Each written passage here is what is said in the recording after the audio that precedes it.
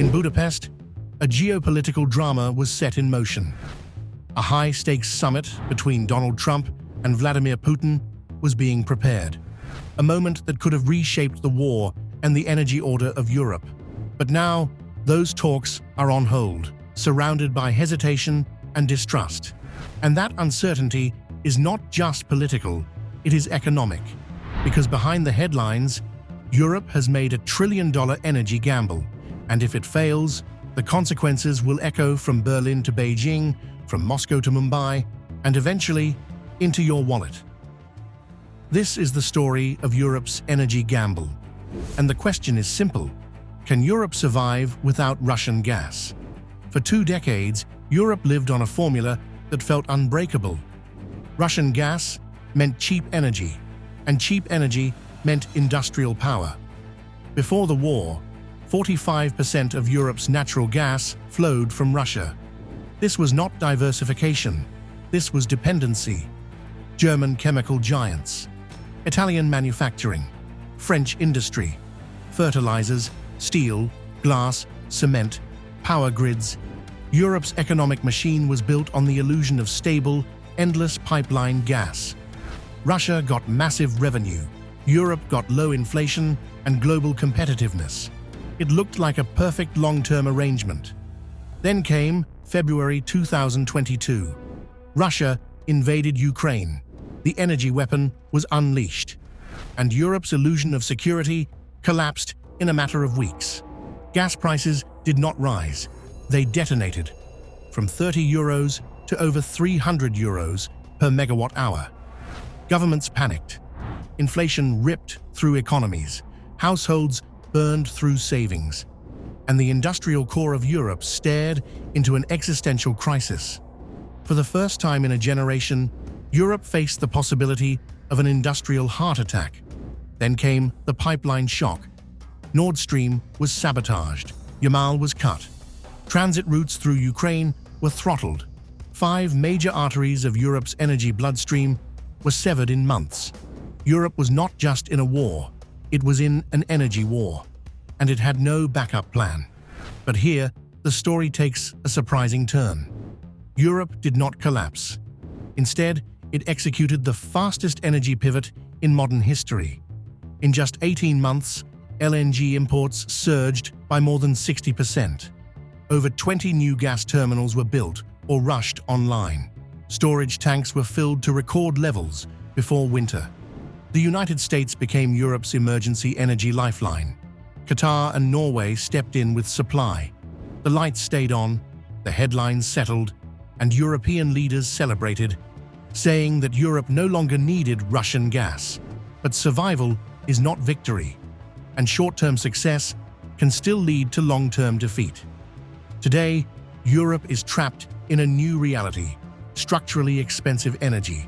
Electricity and gas prices remain 2 to 3 times higher than in the United States and China.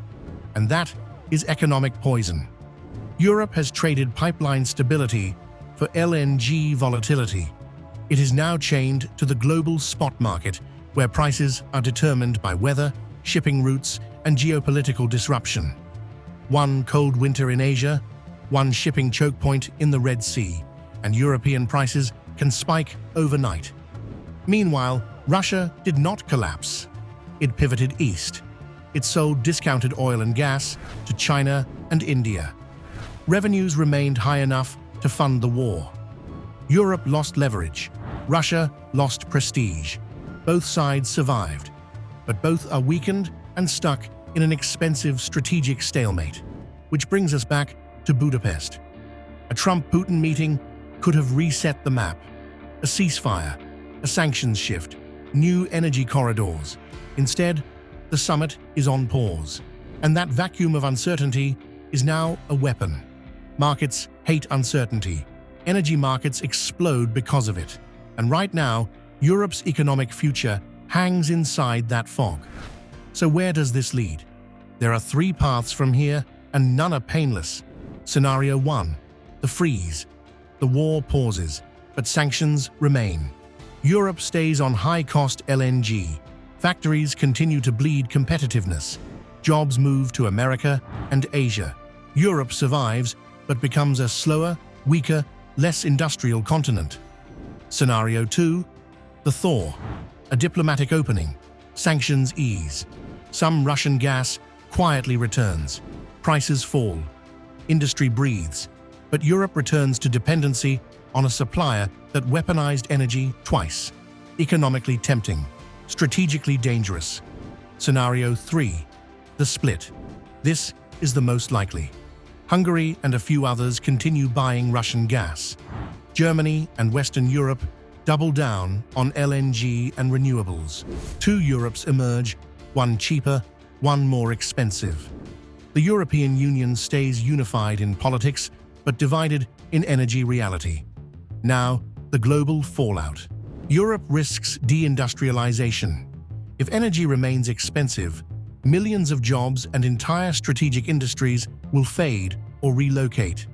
Russia survives, but becomes a junior partner to China, trading leverage for lifelines.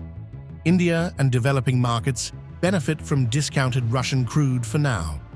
But if Europe panics in LNG markets again, Asia will feel the price shock first, and the world enters a new era of permanent energy volatility and persistent inflation.